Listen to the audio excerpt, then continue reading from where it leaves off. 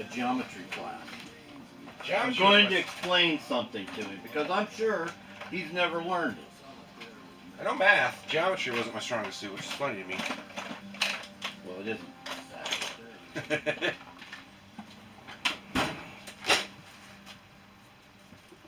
Got my Sharpie, it works just fine. Square. That one. Like a regular square? Like a regular rafter square. Like a big, 20 pound square.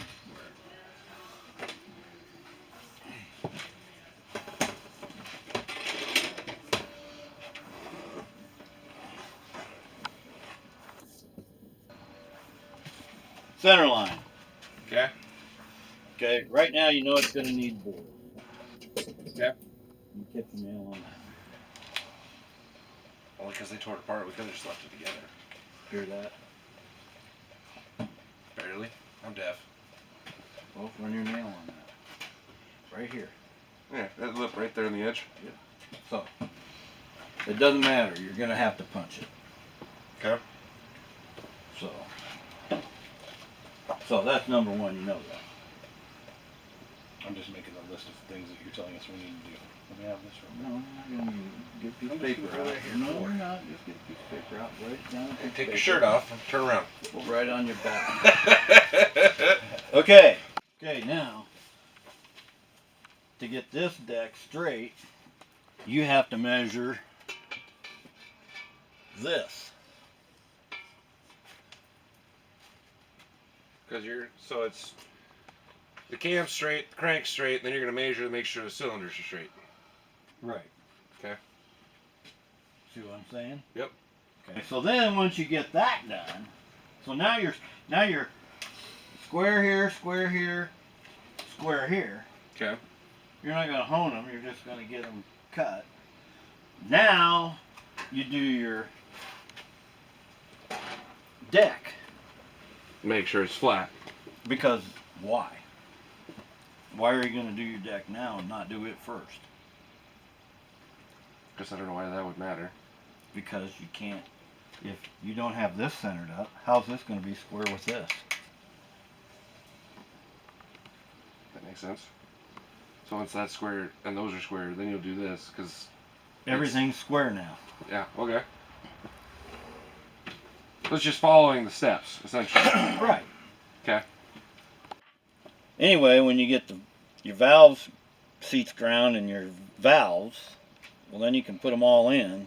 You just put a light spring on them. Then you can measure.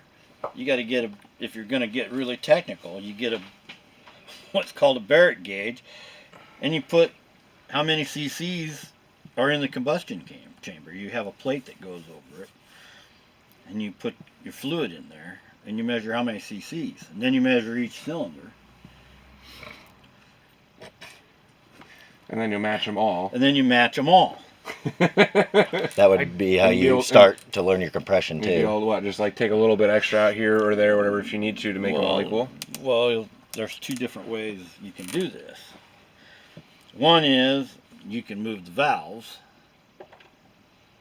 like because you can drop the valve down and redo the seat. How you cut the valve. Okay. So you can drop the valve down. Okay, you don't want to change the valve in. You want to change the seat.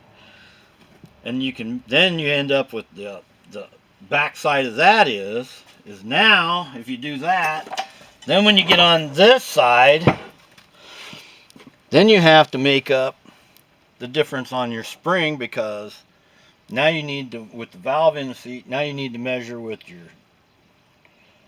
your topper on your valve. You need to measure the distance between here and where that is on your spring to see if you need to shim these.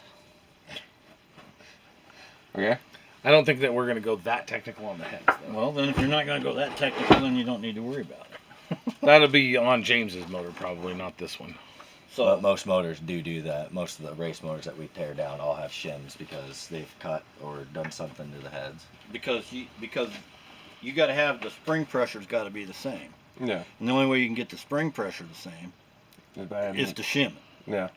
To make Because sure if you they're all go the down, then it'll be out farther, and the tension will go up. No, the tension will go down. The Yes. spring will be looser. Yeah.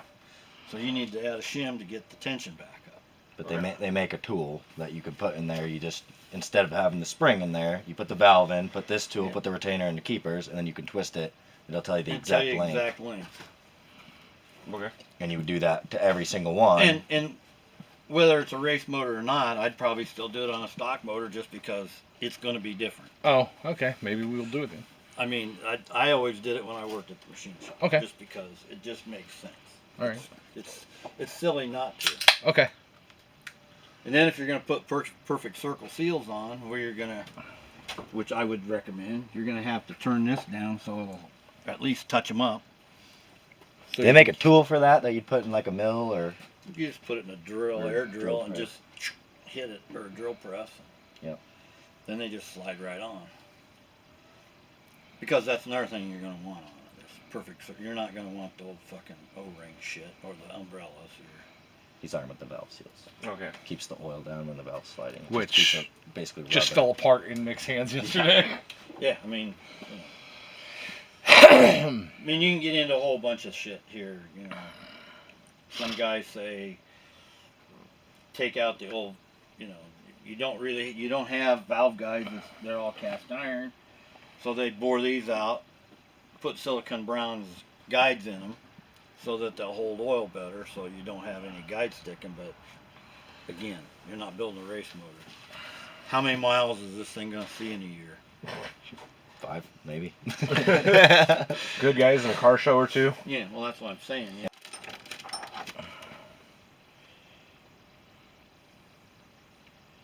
Yeah, they make a machine. Okay, like right here. See that right there? That little bit of a lip on the edge of it. Feel it? Yeah. Okay. So they make a machine that, or at least, you know, it was always on my valve grinder. I'm sure they got them on the other ones. It's a little cone. You can stick this in there, and you can re-tip this. That's where it rides on the valve, and it establishes a wear pattern. So So then- you don't want to put that on a new valve. So you get this gone. Make it smooth again. Yep. Okay. And if you can't do that, They're cheap. new rockers. Yeah, they're cheap probably. They're rad. And the springs are cheap too, so we'll probably get new springs because they're going to need to be different lengths and stuff. Cause see, and like we used to take it, and you take a 0 to 1 mic, and you mic it here, mic it here, mic it there, and see how the shafts wore. I don't know. You got a 0 to 1 mic? Yes. Oh, there you go. Like a micrometer. Yeah.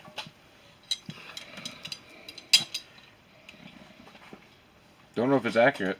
That's accurate enough. Should be. So then you can tell, like, if you're gonna keep these old valves, you know.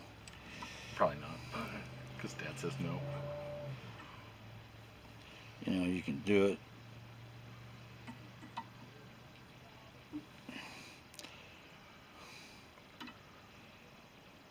Well, you can tell it wears right there. You can tell it's Wear and wore down the bottom. yep, because that's tight. I can't get in here. And I That's tight. It's put like the bottom. So that's normal. You know, the wear's going to be down here and down there because your valve likes to do this in the guide. Okay. It's the same way with the guides. If you have a ball gauge, you run a ball gauge down there, and you see where the ball gauge sits, and that tells you what you need to do with that. Where it's wobbled itself out more or less. Yeah.